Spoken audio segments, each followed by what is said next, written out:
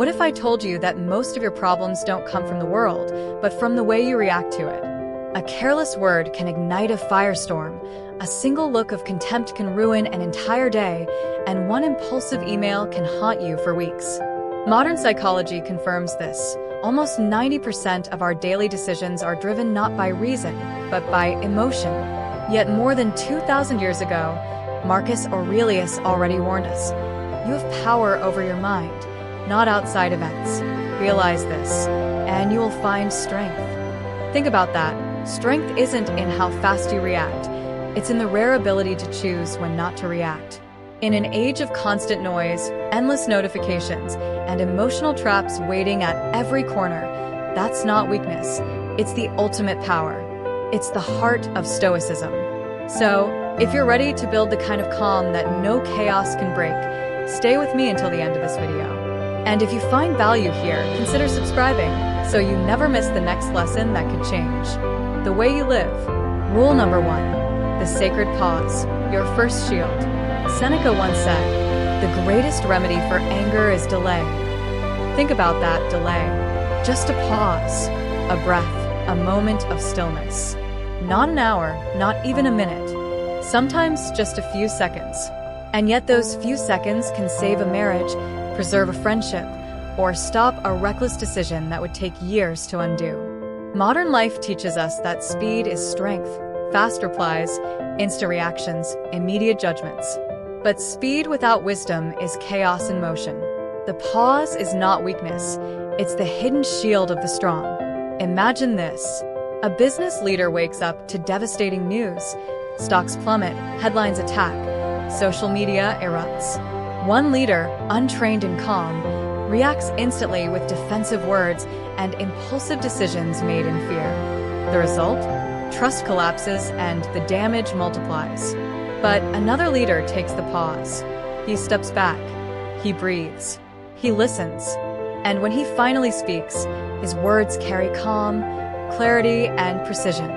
The difference isn't intelligence, it's the pause. The pause restores confidence. The pause saves the day. So, how do we practice it? The Stoics gave us something simple, the rule of 3 breaths. When your blood rises, when your chest tightens, when you feel the urge to strike back, stop. Inhale deeply. Hold it. Exhale slowly. Again. And once more. By the 3rd breath, the fire begins to cool, and the fog starts to lift. Your nervous system resets, and your reason finally has room to speak. Marcus Aurelius reminded himself daily, if you are distressed by anything external, the pain is not due to the thing itself, but to your estimate of it. The pause is the moment you take back that estimate. It's the instant you reclaim authorship of your own mind. So, remember this. The pause is not silence, it's power. It's not retreat, it's preparation. And every time you choose the pause, you're choosing wisdom over impulse, freedom over slavery, and strength over chaos. Rule number 2. The mirror of truth. What your reactions reveal about you. Every reaction is a reflection, a mirror showing you the state of your inner world. When someone presses your buttons, it's not really the button that matters. It's what lies beneath. The Stoics understood this well. Epictetus taught, when someone provokes you, be sure it is your own opinion which provokes you. It is not the insult itself that hurts, it is the story you tell yourself about that insult. If anger consumes you, it means pride still rules you. If rejection destroys you, it means your sense of worth is too fragile. If delays make you restless, perhaps patience has not yet been cultivated. Think of every reaction as a signal, a flare shot into the night sky pointing to the wound within. Most people ignore these signals, they blame others. They made me angry, they ruined my day, they pushed me too far. But the Stoic path flips the question inward. Why did I give them that power? Here's the shift. Instead of being ashamed of your reactions, you study them. Each emotional surge becomes a teacher.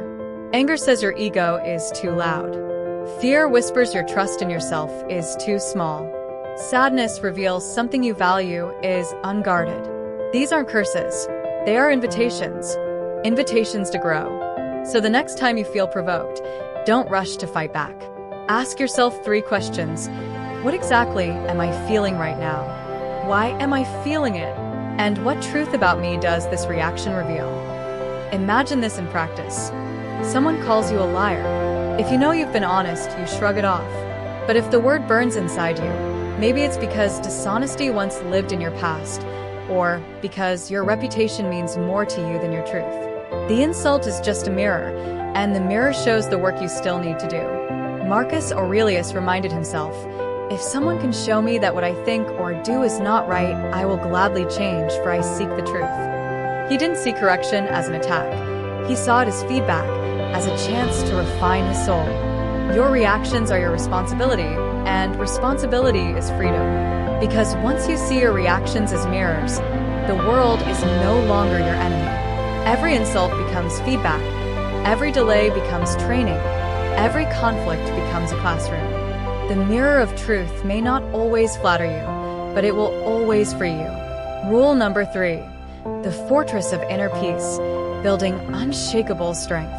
Most people search for peace in fragile places. They build it on money, on recognition, on comfort, on control. But what happens when the money dries up, when the praise stops, when comfort is taken away? Their peace crumbles. The Stoics taught us a better way. Peace must not be borrowed from the outside. It must be built like a fortress within yourself. Walls of stone that no storm can break. Marcus Aurelius wrote, "People seek retreats in the country, by the sea and the mountains, but you can find retreat at any moment within yourself." That retreat is the fortress, not an escape from life, but a stronghold inside the mind where calm cannot be stolen. Think of it this way. A storm pounds against the walls of a great castle. The wind howls, the waves crash, but inside, the fire still burns, the people are safe, the walls hold. Your mind can be that castle, but only if you choose to build it on what cannot be taken. Your values, your clarity, your self-control. So how do we build it? First, discipline of thought. Guard your attention. What you dwell on shapes who you become. Stop feeding your mind with outrage and gossip. Feed it with wisdom, reflection, and action. Second, mastery of desire. The less you need, the less anyone can take from you. True wealth is not in having much, but in needing little. Third, courage in adversity. Peace does not mean the absence of fear. It means the presence of strength. Choosing courage over panic is how you reinforce the walls of your fortress. Imagine someone insults you. If your peace depends on their respect, the wall crumbles. But if your peace rests on your dignity and your self-control, their words bounce off like arrows against stone. Imagine losing wealth or status. If your calm depends on them, you will collapse. But if your calm rests on principles, no loss can touch it. Epictetus said it clearly, "No man is free who is not master of himself." Mastery of yourself is the strongest defense. It is freedom. It is peace that no tyrant, no critic, no storm can take away. So build your fortress each day. Train your mind like a soldier before battle. Guard it as you would guard the gates of a city, because when the storm comes, and it will, your peace will not be shattered. You will stand unbroken because your fortress is within. Rule number 4, emotional Aikido, redirecting instead of resisting. When most people think of strength, they imagine resistance, fighting back, pushing harder, meeting force with force.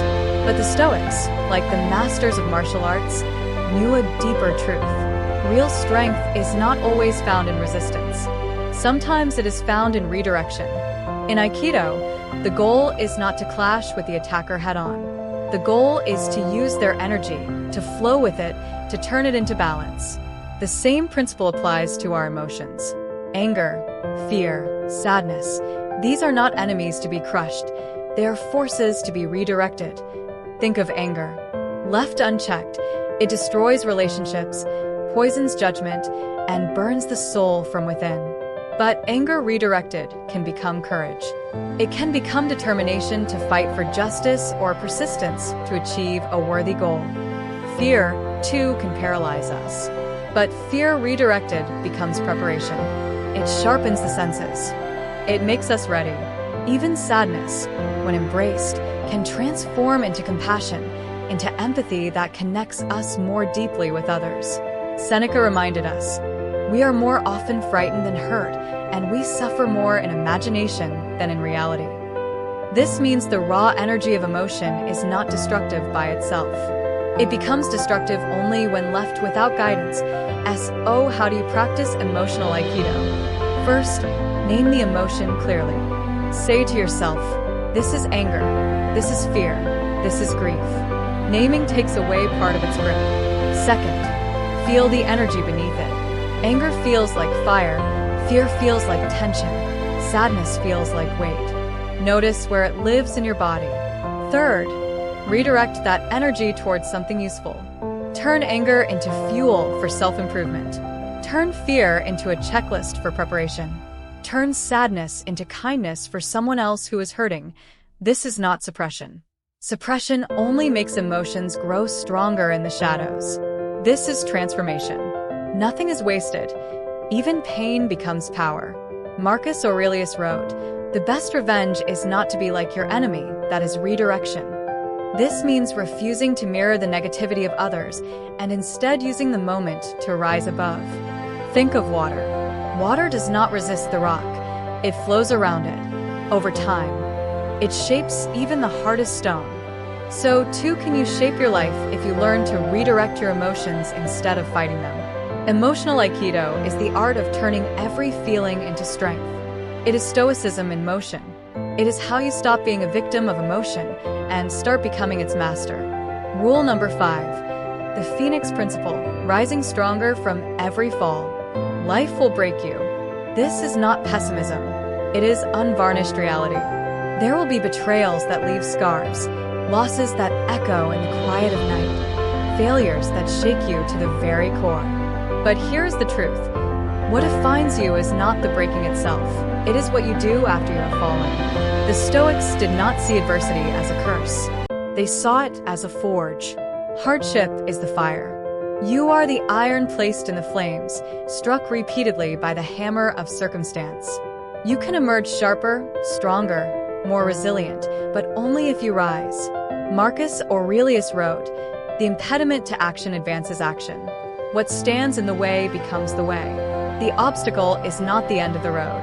The obstacle is the road. Think back to your hardest moment, the night when grief felt unbearable, the day you believed you could not go on. And yet you are here, breathing, alive, listening. That survival is proof. Resilience already lives within you. Now imagine if you didn't just survive, but rose stronger because of it. This is the Phoenix Principle. The phoenix, a mythic bird, burns, turns to ashes, and rises again, renewed, radiant, unstoppable. This is not just a story. It is a metaphor for the Stoic path. Pain is not wasted.